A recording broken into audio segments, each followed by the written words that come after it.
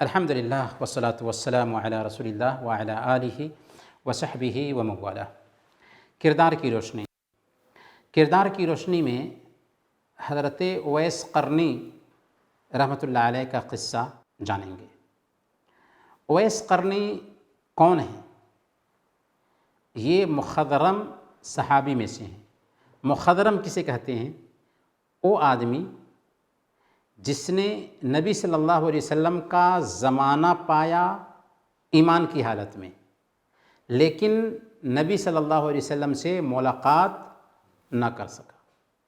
یعنی اللہ کے نبی صلی اللہ علیہ وسلم سے ملاقات نہ ہوئی، حالانکہ ایمان کی حالت میں انہوں نے نبی پاک صلی اللہ علیہ وسلم کا زمانہ پایا۔ تو یہ مخضرم ہیں، اور اویس قرنی بھی انہی لوگوں میں سے ہیں جو نبی صلی اللہ علیہ وسلم کے زمانے میں ایمان کی حالت میں تھے اور ملاقات نہ کر سکے تھے، اور ملاقات نہ کر پانا ایک سبب سے تھا۔ سبب کیا تھا؟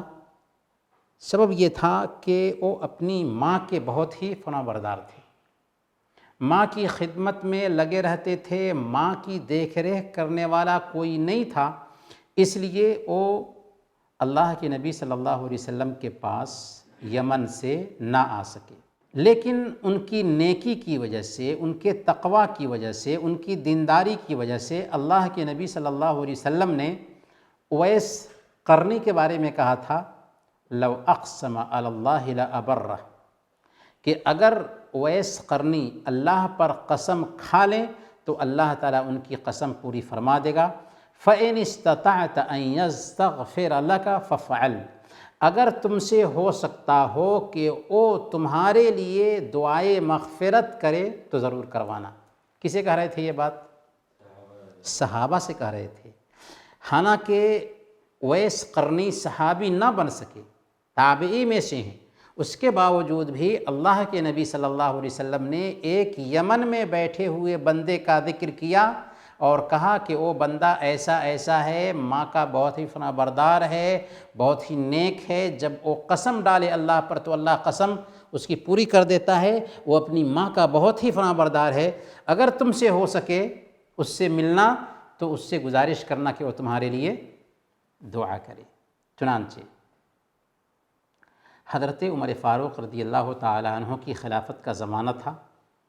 اویس قرنی ایک جماعت کے ساتھ حج کے لیے آئے تھے، چنانچہ امیر المؤمنین اویس قرنی تک پہنچتے ہیں، ان سے ملتے ہیں اور اویس قرنی سے دعا کی گزارش کرتے ہیں۔ چنانچہ اویس قرنی نے ان کے لیے دعا کیا۔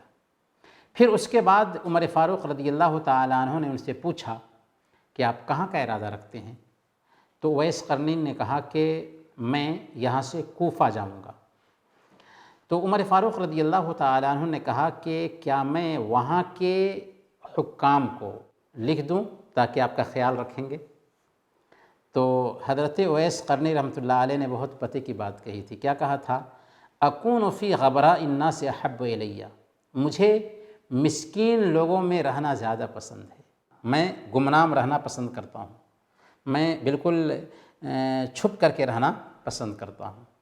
چنانچہ ان کی کیفیت ایسی تھی کہ لوگ ان کو کوئی اہمیت نہیں دیتے تھے، ان کا مذاق اڑاتے تھے، اور گھر میں ان کے اتنی کھانے پینے کی چیزوں کی کمی تھی کہ کبھی کبھار ان کے پاس لباس نہیں ہوتا تھا کہ پہن کر کے نکلیں، ایک لباس ہوتا تھا دھل لیتے تھے تو گھر میں ہی بیٹھنا پڑتا تھا۔